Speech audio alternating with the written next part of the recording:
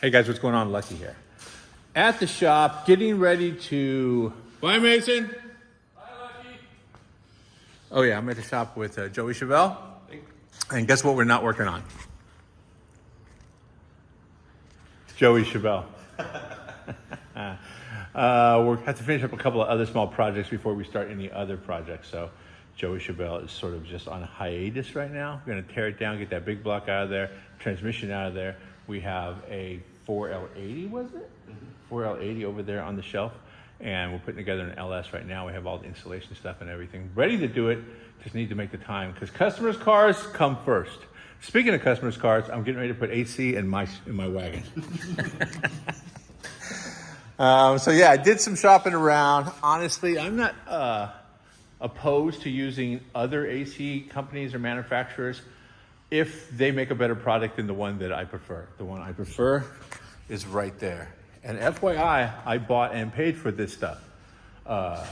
It's good stuff. I put it in, it works great. I only have it in a couple of cars.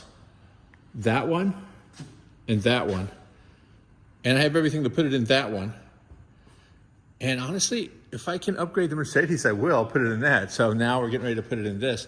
I am going with the underdash unit. I'd like to say the part number, but yeah. I think I had a razor blade here a second ago. There it is. Heritage turned evaporator heater. I don't actually know if that's the part number. And also, I've got to be careful as to not show the shipping address. So, I'm going to open this stuff up right now. Where is it? Oh, it's right in the middle there. Oh, please. You have to be smarter than a piece of cardboard to get these boxes open. I just talked to Rick Love. He is the man over at Vintage Air, and told them what I was doing, told them what I wanted. They do have a vehicle specific kit that just goes behind the dash and everything is hidden. I'm not trying to hide anything. I kind of wanted to show. So this is what I went with. And you know what, you know what, I was going to introduce the new Sticks McGann, who isn't Sticks McGann, it's Wheels McGann. You can tell Sticks McGann's been working out and he's got wheels, but I have not modified the top of this thing to hold the claw. So, hey, Joey Chevelle McGann. Can you hold it for me for a sec? All right, so let me pull this thing out of here. I've done a few of these and they come with everything. I mean, honestly, I'm not looking around looking for parts or anything. Everything is all included. We don't need that, we don't need this. We can close this back up. Hold please. I can flip this back over, potentially not showing my mailing address. Credit card information. And that is what I went with right there. Can't hate it.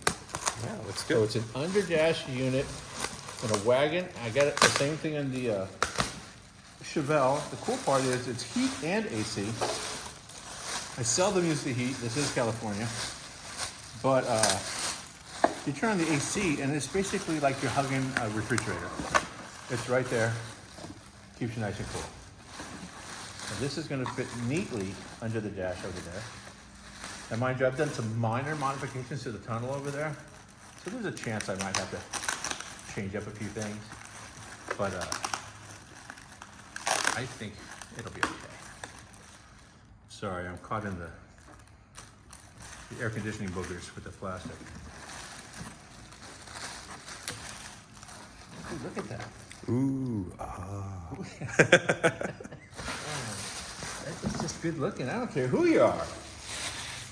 Yeah, I cannot wait to put that in. It looks like factory. It is a reproduction of a factory type of deal. And I like to modify them just a little bit so that they slide way back under the dash. As you can see, it doesn't hang down a lot. I've done the factory ones, and the blower motor hangs way down here. That's going to interfere with the tunnel. It's a good chance that this is just going to be stashed perfectly. A couple of brackets. Let me just get the brackets out real quick. You know, let me dig out a couple of more parts, and then we'll be right back.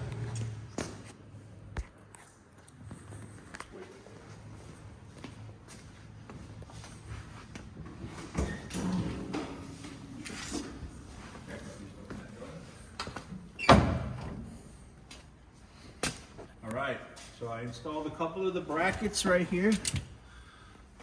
You have the option of using the long side or the short side. I use the long side on the body of the apparatus, and the short side, hoping that that's the correct way it went. I did that without reading the instructions.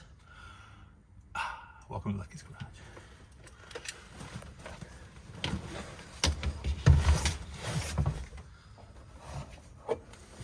Now this is a lot of tunnel because there's a lot of transmission in there. And I'm looking around in here for holes. There was a hole there, but I put the switch in there. I think I want to center this. It seems like the ashtray is the middle of the car. Is it? Oh, this is the middle. So this is the middle. Roughly the volume knob on the radio is the middle. So, wow, you know what? The one hole that I used to mount that switch is the hole to... It sure is. Isn't it? Yeah. Crazy. So let me just get that switch out of there.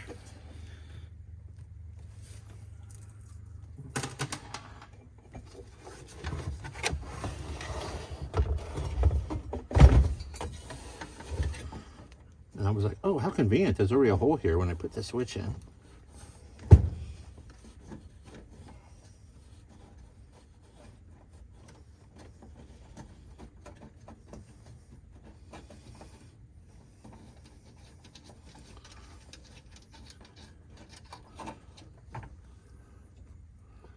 Man, I almost want to use this switch to mount the...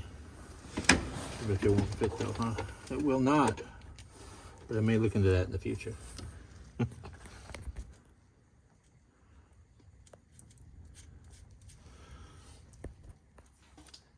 Here's a neat little pointer. So this switch came out of the Project X when it was electric. So I use it to turn on my air ride, arm my air ride. So I guess making that car electric wasn't a total waste. I got a cool switch out of it.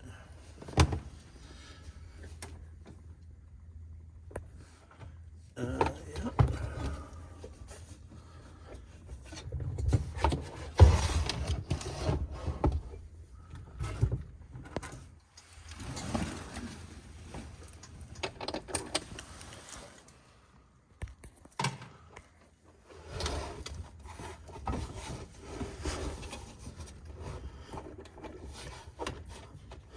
You see that patina falling out of there?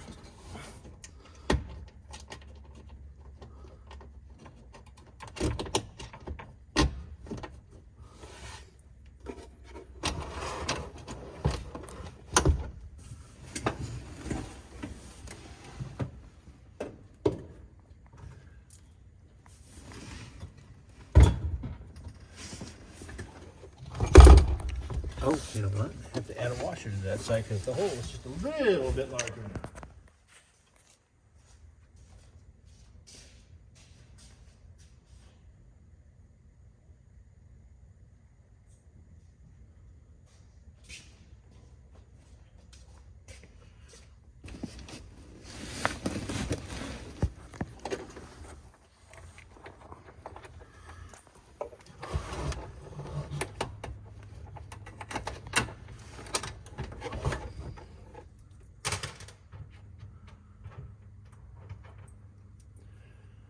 Doing all this to find out that it's not the right hole.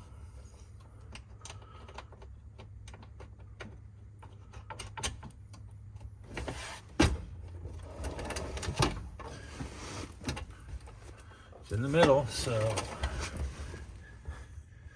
there's a hole right here. So it's a pretty good spot.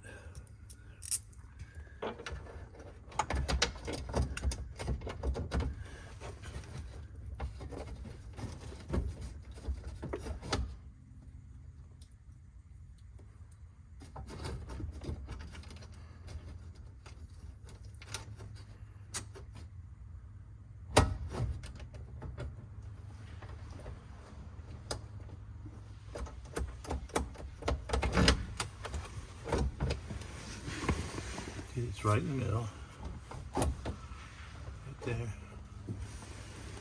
and it almost seems like I can push it back a little bit. So loosening these. Loosen that one just a little. Yeah, that goes back. Honestly, dude, could it be any cooler than that? That's perfect.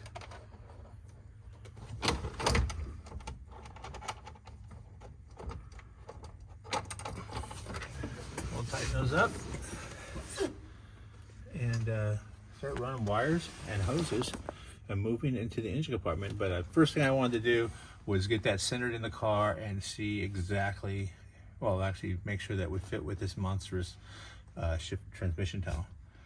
And it all looks good. We'll see you up in the front.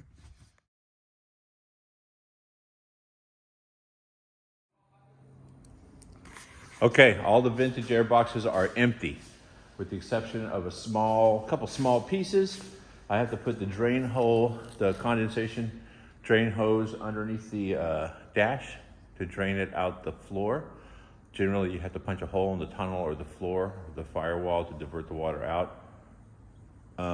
Yeah, the holes are already punched in this thing. Don't forget, this install is sort of temporary.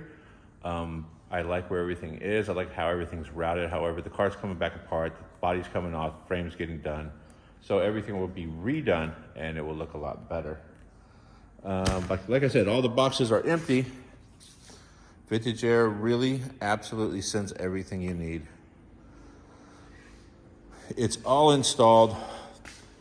I get on a roll from time to time and just start doing it and neglect to video a lot of it. So I'll just give you guys a walkthrough.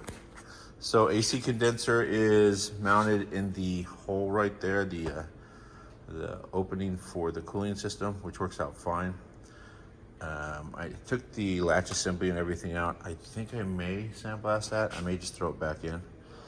The heater hoses are supposed to be coming off the firewall and routed with these original style heater hoses. But I like to get the hoses to have the 90 formed into the hose. These are 3/4, they're too big. I ran 5/8 hose. I'll put couplers underneath the little engine cover and connect them all up. This is just sort of going in. It's looped at that end and comes right back. I don't actually need a heater for right now. So that's pretty much what it will look like. Something to that effect. Looks fine. Plenty good enough for now. Like I said, this thing's coming all apart. There's all the old stuff. This stuff was all under the dash, kind of gross.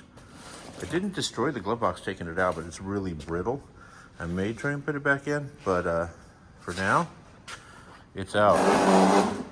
One thing I do need to do is there's a hole this size underneath the dashboard right here that cold air or outside air, when the windows are all rolled up, is forced through that.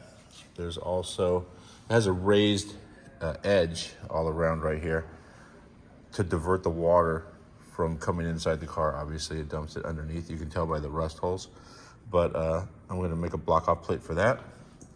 I may even do some sort of a vent, because it looks pretty cool. Some sort of cold air. Look at all the shrubbery and stuff inside there. Kind of gross. Anyway, there is where I mounted the AC. That's a pretty good size evaporator and blower and everything. I think it looks good in there. I pushed it pretty far forward. I could pull it back a little bit, have a little shelf there. I mean, things that come to mind there is working on older cars and, seeing people with their, pack of smokes or pens and pencils and stuff sitting on top of the AC unit under the dash. I got a sort of stash back there. My edge, I'll go on the other side, I guess. So yeah, I made a little bracket to hold the instrumentation for the car. Late model motor, you kind of want to see some information. So that's actually a bracket that's put together with a magnet. And here it comes to life.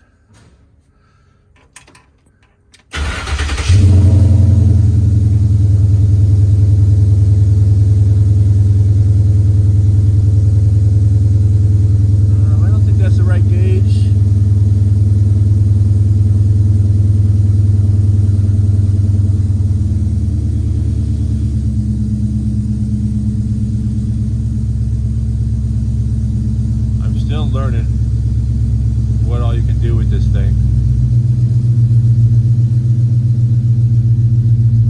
All I really needed was coolant temp, engine coolant temp, oil pressure, and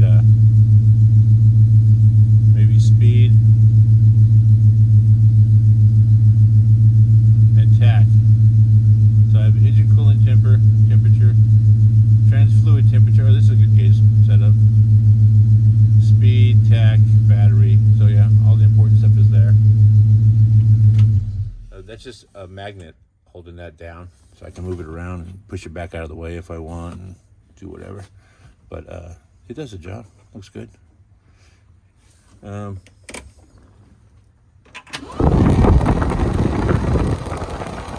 These things move some air. So yeah, Vintage Air did an amazing job redesigning these. So anyway, like I said, I mounted it center of the car, or center of the compartment here. It's a little bit to the right.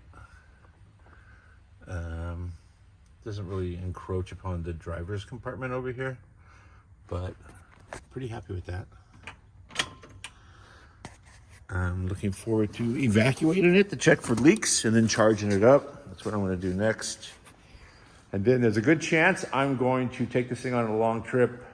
Not a long trip, I think it's about 4 or 5 hours if you drive the actual speed limit.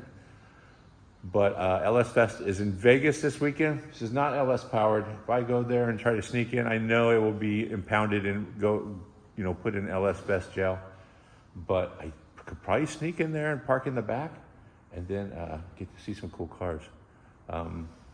Anyway, that's it. Thanks a lot for watching, you guys. Look for future videos. If I go to LS Fest, I'm definitely going to do some videos on the trip and the fun we have there. Vegas is always a blast. And yeah, don't forget to subscribe. Don't forget to leave some comments and like the video if you like it. Thanks so much for watching, you guys. Appreciate it. Stay safe.